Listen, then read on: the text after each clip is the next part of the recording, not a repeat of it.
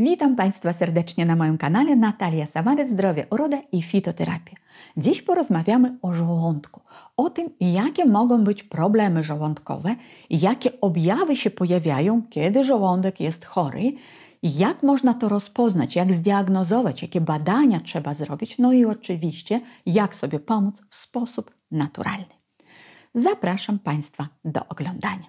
Jednym z objawów dolegliwości żołądka oczywiście jest ból. Jasna sprawa, że tylko w oparciu o ból nie możemy postawić diagnozy. Natomiast ból jest jednym z takich dość znaczących czynników. I gdzie nam boli, kiedy jest problem z żołądkiem? Może boleć po środku, pod mostkiem, w tak zwanym splocie słonecznym. Może ból żołądka też pojawić się po prawej lub po lewej stronie, w prawym lub lewym nadbrzuszu. Ale czasami te bóle są bardzo nietypowe. Na przykład za mostkiem ból i pieczenie, ból podobny do bólu serca. I wielu osobom się kojarzy, że to może być serce, a się okazuje, że to jest problem z żołądkiem, szczególnie jeżeli występuje refluks. Ból żołądka może też być w okolicy lewego ramienia i lewej łopatki. To jest związane ze sposobem unerwienia tego narządu. Pamiętacie Państwo, jest parę filmów, gdzie już rozmawialiśmy o nietypowych objawach. Na przykład przy chorobach wątroby często boli prawy bark, przy chorobach żołądka lewy. Albo jeżeli chodzi o ból, to pamiętacie takie nagranie, o czym świadczy ból brzucha. Czasami w tym samym miejscu może boleć nam i żołądek, i wątroba, i pęcherzyk, i trzustka, i samego bólu dla diagnostyki jest za mało. Dlatego ból to jest numer 1 z objawów, a kolejne objawy to na przykład niestrawność, kiedy po jedzeniu, szczególnie po zjedzeniu obfitego posiłku lub białkowego posiłku, czujemy, że wszystko w żołądku stoi, że jest ciężkość. Albo kiedy się pojawiają wzdęcia.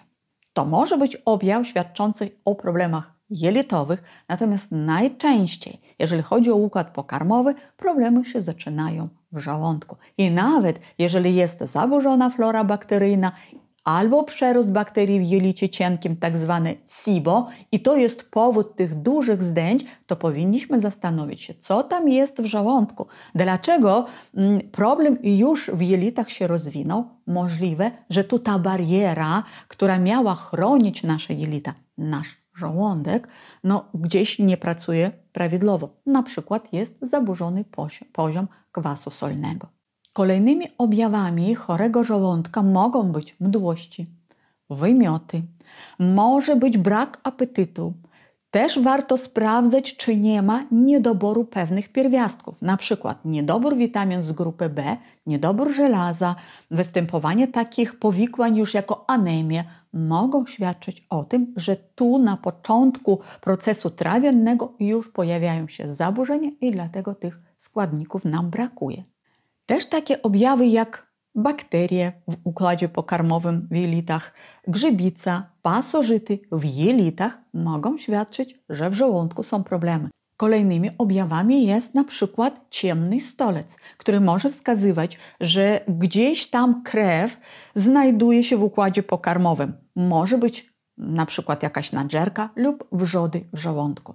Też warto zwrócić uwagę na zapach z ust, czy nie występuje nieprzyjemny zapach. Kolejnym objawem jest nalot na języku, ogólnie wygląd języka, szczególnie w środkowej jego części, który wskazuje na problemy żołądkowe. To może być zmiana koloru, to może być nalot, to może być taka bruzda po środku języka. Ogólnie o całej diagnostyce z języka mówiłam w innym nagraniu. Myślę, że będzie dla Państwa bardzo ciekawe. Sięgnijcie po niego, to wtedy nawet patrząc w lustro możecie zrozumieć, na które swoje organy warto zwrócić uwagę. Może jakieś badania trzeba zrobić. A jakie właśnie badania trzeba zrobić, jeżeli podejrzewamy, że coś jednak z żołądkiem jest nie w porządku? Pierwsza rzecz to jest morfologia krwi. Morfologia nam pokaże morfologię i OB albo CRP. OB i CRP pokazują, że w organizmie ogólnie jest stan zapalny. Natomiast z morfologii też możemy zobaczyć, czy dobry jest poziom hemoglobiny, czy właśnie nie wystąpił problem z żelazem lub witaminą B12. Kolejnym badaniem jest kal. Można zrobić kal na ukrytą krew, właśnie szczególnie wtedy, kiedy widzimy, że stolec jest bardzo ciemny. Bardzo ważnym badaniem, jeżeli chodzi o żołądek, oczywiście jest gastroskopia. Gastroskopia pozwala zobaczyć, co się dzieje na śluzówkach. Czy występuje stan zapalny, czy są nadżerki, czy są wrzody. Warto zbadać też poziom kwasu solnego. Jeżeli idziemy na gastroskopię, przed badaniem poprosić o to lekarza i wtedy w trakcie badania może być zbadany. Jeżeli nie będzie w czasie gastroskopii zbadany poziom kwasu solnego, możemy zrobić zwykły domowy test, o którym już mówiłam w innym nagraniu. To jest przy pomocy sody oczyszczonej. Warto też zbadać, czy nie mamy Helicobacter pylori, który bardzo często wywołuje i stany zapalne, i wrzody na żołądku. Jakie jeszcze dolegliwości mogą być oprócz stanów zapalnych, wrzodów i nadżerek? Może występować refluks, niedomykanie zwieracza, może występować przepuklina żołądka, mogą też pojawiać się zmiany nowotworowe. Dlatego jednak diagnostyka jest bardzo istotna, żeby też później dobrać odpowiednią kurację.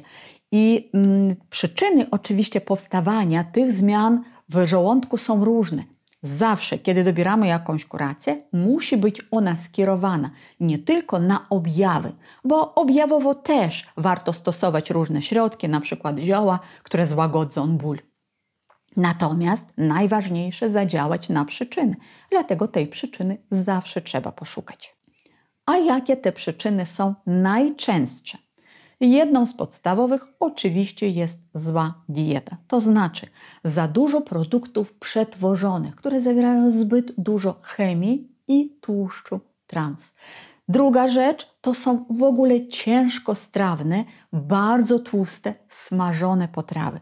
Albo też przeładowanie żołądka, kiedy przejadamy się, kiedy nawet jak mamy odpowiednią ilość kwasów na początku, kwasu solnego, to dajemy tak dużo pokarmu, tak mocno rozciągamy śluzówkę i ściankę w ogóle żołądka, że żołądek nie jest w stanie normalnie funkcjonować. I jeżeli to trwa regularnie, raz za razem to robimy, to rozwijają się różnego rodzaju dolegliwości. Stosowanie nadmiernej ilości alkoholu, stosowanie nadmiernej ilości kawy też powoduje takie zmiany. Kolejnym problemem jest stres i nadmiar kortyzolu, które wywołują i obkurczenie naczyń krwionośnych w samej śluzówce i sprawiają, że śluzówka jest mniej dotleniona i bardziej wrażliwa na działanie różnych czynników. Dodatkowo zmniejszają też produkcję kwasu solnego. Nasze emocje też mają ogromny wpływ na nasz organizm.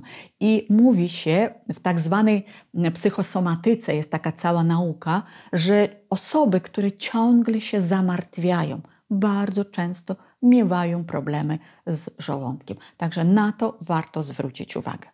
No i oczywiście myślę, że dla wszystkich jest znana przyczyna powstawania zmian bardzo poważnych, w tym zmian nowotworowych na śluzówce żołądka, to jest nadmiar alkoholu oraz palenie papierosów.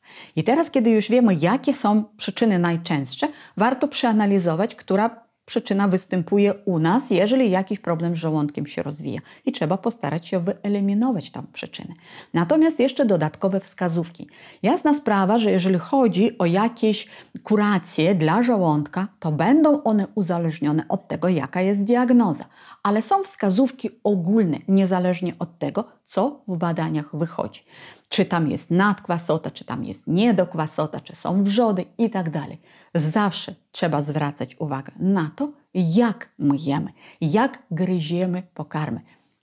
Już na jednym z filmików mówiłam, że kiedy spożywamy pokarmy, to pierwszy ten proces trawienny, on się zaczyna w jamie ustnej. Po pierwsze, tu się zaczyna mechaniczne rozdrobnienie pokarmu, bo nasz żołądek to jest worek mięśniowy, który owszem poprzez skurcze miesza pokarmy, poprzez te wszystkie soki żołądkowe trawi te pokarmy i później przyciska je dalej do dalszych odcinków jelit. Natomiast żołądek nie posiada zębów, żeby to bardzo mocno rozdrobnić. My musimy bardzo powoli spożywać pokarmy.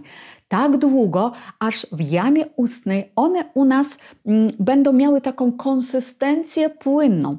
Nie chodzi tylko o to, szanowni państwo, że trzeba te pokarmy rozdrobnić, bo wtedy można byłoby powiedzieć, to wszystko będę mielić i w postaci takich płynnych zupek spożywać. Nie chodzi tylko o rozdrabnianie mechaniczne. To jest pierwszy moment. Natomiast drugi to jest ślina. Ślina zawiera enzymy trawienne, które pomagają nam trawić węglowodany. I jeżeli tej śliny jest za mało, bo za szybko połykamy, za szybko jemy, w biegu to robimy, no to wtedy żołądek musi intensywnie pracować, żeby zamiast śliny spełnić te wszystkie procesy, wypełnić te braki. I to pojawia się problem. Dlatego przeżuwamy. O to chodzi, żeby jak najwięcej śliny w tym czasie też się wyprodukowało i razem z jedzeniem dostało się do żołądka, gdzie cały ten proces trawienny powoli będzie zachodził. Kolejna wskazówka. Zdjąć napięcie, które się pojawia w okolicy przypony. O tej przyponie wiem, że mówię często, ale to jest niesamowicie ważne. Szczególnie osoby, które czują, że po jedzeniu czasami tu wszystko stoi. Że jak się zdenerwują, to mają tu taki ścisk w żołądku. Osoby, które mają przepuklinę żołądkową, bo o to chodzi, że jeżeli spina się bardzo mocno ten mięsień, którym jest przepona, to nie będzie prawidłowego trawienia. I mało tego, te treści pokarmowe będą się zarzucać do góry. Może się rozwijać w ten sposób też refluks. Dlatego koniecznie trzeba odblokować przeponę. I tu jest bardzo proste ćwiczenia, o którym mówię, nawet osoby, którym się wydaje, że nie mają problemu z żołądkiem. To dobrze, żeby raz na jakiś czas sobie takie odblokowanie przepony robiły. Proste, łatwe do zrobienia. Natomiast ogólnie ruch dla całego naszego organizmu i dla układu pokarmowego on jest bardzo ważny.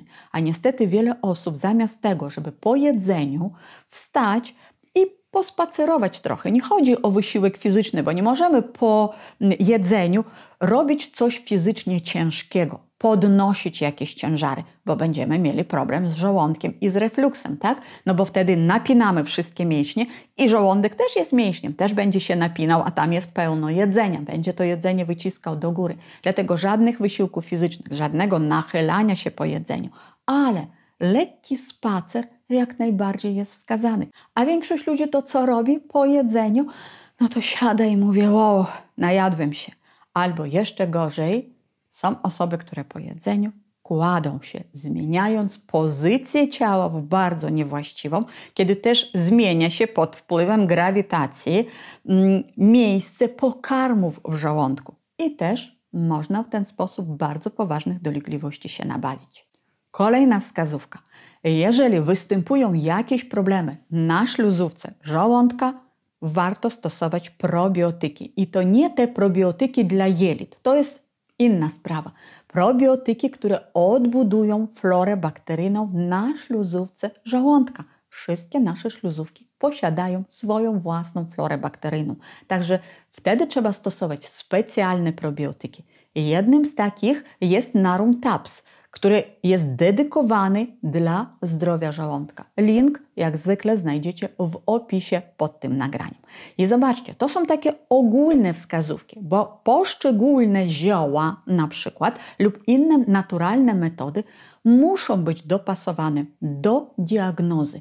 Jeżeli ktoś ma niedokwasotę, to ja mam już cały film na kanale, jak zakwasić prawidłowo żołądek. Natomiast jeżeli ktoś ma nadkwasotę, no to wtedy nie zakwaszamy żołądka, stosujemy zupełnie inne metody. Musimy wyciszyć stan zapalny, usunąć, zregenerować tą śluzówkę, zastosować zupełnie inną dietę. I o nadkwasocie, o wrzodach żołądka, o Helicobacter pylori, to jeszcze będę nagrywać wideo na moim kanale. I jeżeli Państwa te tematy interesują, to subskrybujcie kanał, bądźcie na bieżąco i będziemy o tym jeszcze rozmawiać. Podam Wam też w kolejnym nagraniu, jakie zioła sprawdzają się przy problemach żołądkowych.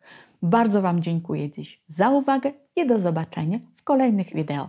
Z Wami była Natalia Samarec. Życzę Państwu dużo zdrowia.